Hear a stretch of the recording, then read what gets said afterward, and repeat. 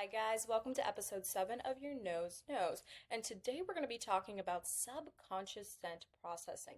This is a debunking episode for a question we get asked a lot. How is your product going to be effective if scent is so personal? Well, first things first, we want to start out with the key thing for this episode. Liking a scent is a conscious preference, but its effects on neuromodulation happen whether you consciously register them and like them or not. When you smell something, the olfactory bulb sends signals straight to the limbic system. This bypasses the thalamus and the filtration involved in it, and because of this unique pathway, smells can trigger memories, shift your mood, and influence your psychosomatic state without you needing to think, oh, I like this. We're going to give you a direct example. So if any ladies are out there or men who have used the Tarte palette, Tarte uses olfactory marketing in a very strategic way. But when you smell a Tarte package, I hate the smell. I genuinely, on a personal conscious level, absolutely hate the chemical, nutty, chocolatey smell. That is my personal preference. However, the power of this olfactory marketing is if you blindfolded me and put me in a Sephora and you just leverage smell, I could be able to tell you which one was Tarte without even opening my eyes. That is the power of olfaction. Our olfactory memory embedded responses. At Aurat Aroma, we talk a lot about this. This is when your brain encodes a specific scent with a powerful emotional association, good or bad. And we leverage this understanding so heavily at Aurat that it enables us to be the most effective olfactory startup around.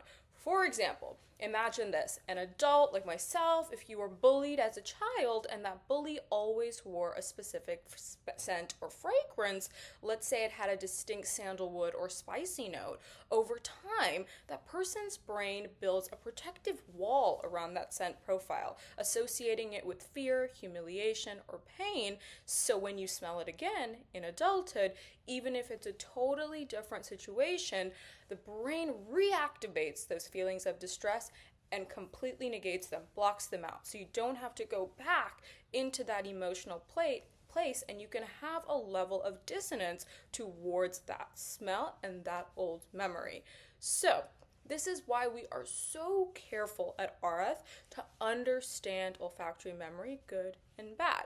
If a scent carries a strong negative emotional association, it can completely negate the potential benefits because, again, all of those dissonance properties, protective properties, are still happening in the same regions that the important factors that are helping us regulate these neurotransmitters are happening. So it can actually sometimes worsen these things if we are not aware of it. That is why we talk about it a lot.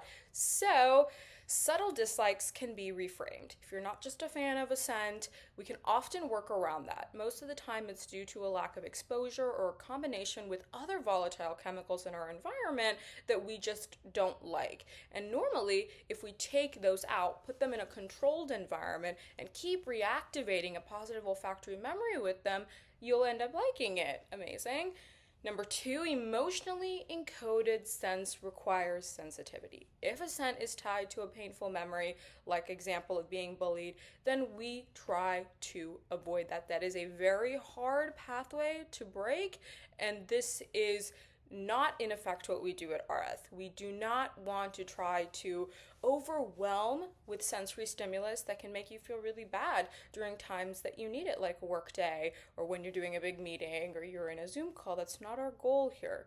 This balance is why understanding the science of scent is so important. Even if you don't like a scent, it can help you, but not if it's carrying emotional baggage. So let's quickly recap. Smell is processed unconsciously, so its effects don't rely on your preferences. And subtle dislikes can be reframed over time. For example, we introduce a neuromodulatory scent and you end up getting a promotion because of it. That's a positive association.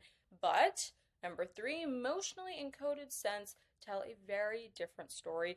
They require care and alternatives to avoid negative responses and to not overwhelm you. So the next time somebody says, but scent is so personal, remind them that it's not just personal, it's very, very powerful, and it requires requires an attention to detail of olfactory memory and neuromodulation to be able to get that bang for your buck, but that's what we do. Most people don't know the higher levels of scent processing, and they treat it as if, oh, well, the perception of scent I have consciously, that's it. That's all scent can really do. But we are here to enable regular people to use this without having to know everything about olfaction. At Aurat, we're here to help you navigate this relationship and harness the power of scent without the pitfalls of those emotional triggers and having to over understand those intricacies. Thank you so much for joining me, and we're going to keep diving in and breaking down these myths that a lot of people think of in regards to scent.